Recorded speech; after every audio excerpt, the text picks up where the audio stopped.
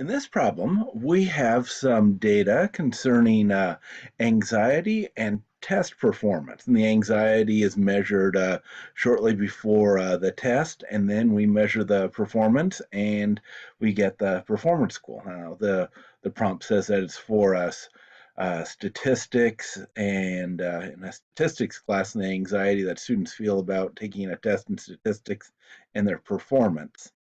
So, but there's in real life, there's often a strong relationship between anxiety and performance. Now, let's look at the different parts. The first thing that we're supposed to do is calculate a scatter plot. Okay, now once again, we've got an Excel table here with 3 columns. We want to just take 2 columns so that we can make the scatter plot easily. I'm going to do Control Copy, then I will do Control V for paste. And let's change this into a table. And so now we've got a table with just anxiety and performance.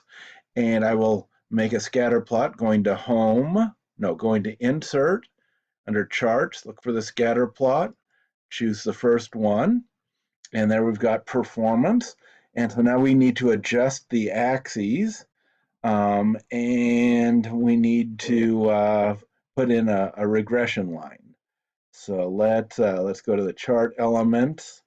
Let's choose more axes options. And we've got going from 0 to 60. Let's have it going from 20 to that's 20 to 62. Let's just do 20 to let's do 20 to 55. That looks like a nice. That's not. Oh, I did 2 to 65. Let's do 20. Okay, 20 to, that's still kind of grouped together. Let's do 25 to 55. 25 to 55. Well, that's spread out a good amount there. Okay, and let's go back to the chart elements, the axes, the horizontal, the vertical axis. Let's see if we can adjust. Oops. Let's chart axis, axes. Put the vertical axis back on. Let's see if we can adjust those axes options going from 0 to 100. Let's change that from 50 to 100. Okay, there, that gives them pretty well spread out. Okay, now let's go back and put in some titles, axis titles for the horizontal. So the x-axis is our first variable. It'll be our anxiety.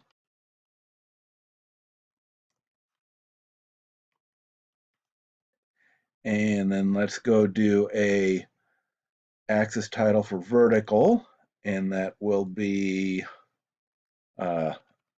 test score. And let's change the anxiety and performance. Let's call it that, anxiety and performance.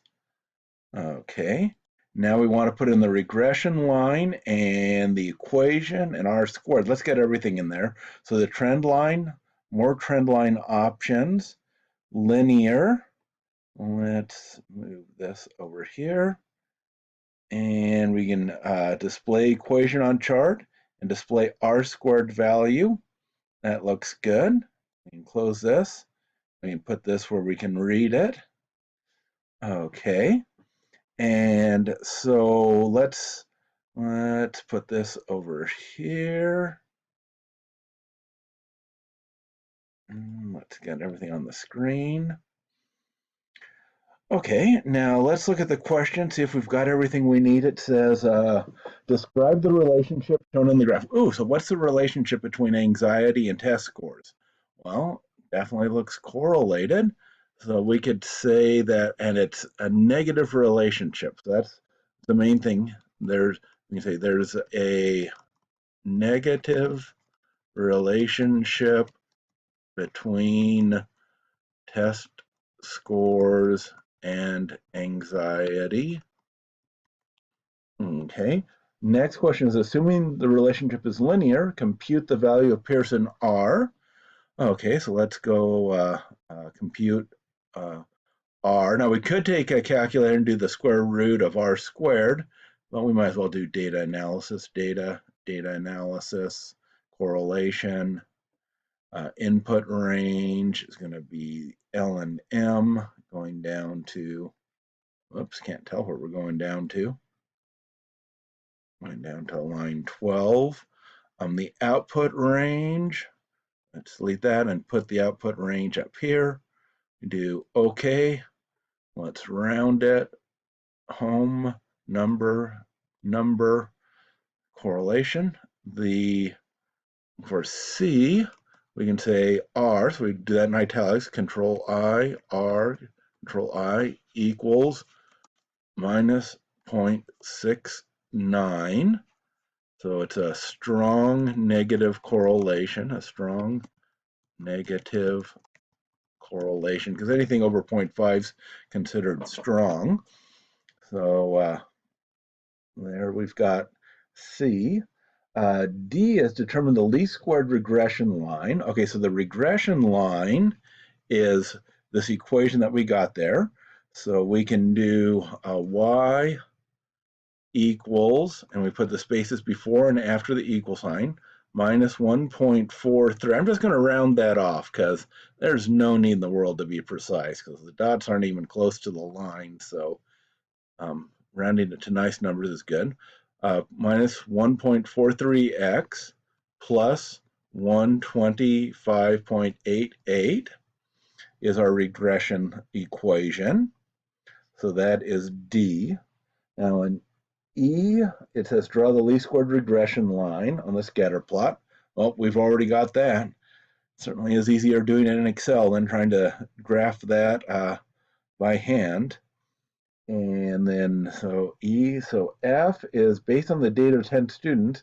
If a student has an anxiety score of 38, what value would you predict for her final exam? Okay, so if we're saying, so E is if the exam score, if a student has an anxiety, so what we'll call it, if X equals 38, then Y equals, now we're going to plug that 38, so minus 1.43 times 38,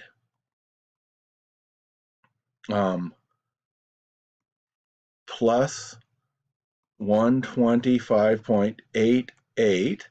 That's how we're going to do it. We're going to just take this equation, and instead of putting X, we're going to put 38, and then we're going to say that equals. Now we could go figure that out on a calculator, or we could just type it into Excel with an Excel formula. I'm going to put equals minus 1.43 star 38 plus 125.88, and that should do that calculation for us. And I do this, and it gives 71.54. And it's already rounded to 2 digits, so we don't need to change that anymore. So we could, or 2 decimal points. What does this say? Round to 2 decimal places. Yep, so that's what we did there, 71.54. And then, actually that was F, right? Yes, let's change that to F. E was the line there. So now the other question that was asked up in the prompt here was, which of the causal explanations for correlation do you think is best to capture the relationship? Now this is speculative. Remember, the 4 causal relationships are A causes B, so that would be anxiety causes performance, or B is performance causes anxiety. So like if people know they're going to do, if they do well, they won't be anxious. And if they do poorly, they will be anxious. C is a third factor causing them both, and D is that's just spurious. Well, it's probably not D because it's really strong, the correlation of minus 0.69, but it could be because we've only got 10 data points. I would guess, now this is subjective, that probably the third factor causes both anxiety and performance. Some people are never anxious about statistics exams or math exams. That probably has to do with uh, math ability. People that tend to be high in math ability will do better on tests and they'll not be anxious. People that are lower on math ability will be more anxious and uh, less and do less well on the test. So I would guess math ability may predict both test scores and anxiety. So that's what my guess is, but you can choose something else because certainly if you do have anxiety, that distracts you from what you're trying to do. So it could be just maybe anxiety is a function of the person and kind of like a trait type thing. That would certainly influence people's scores, even if they're really strong in math. So there could be several options here.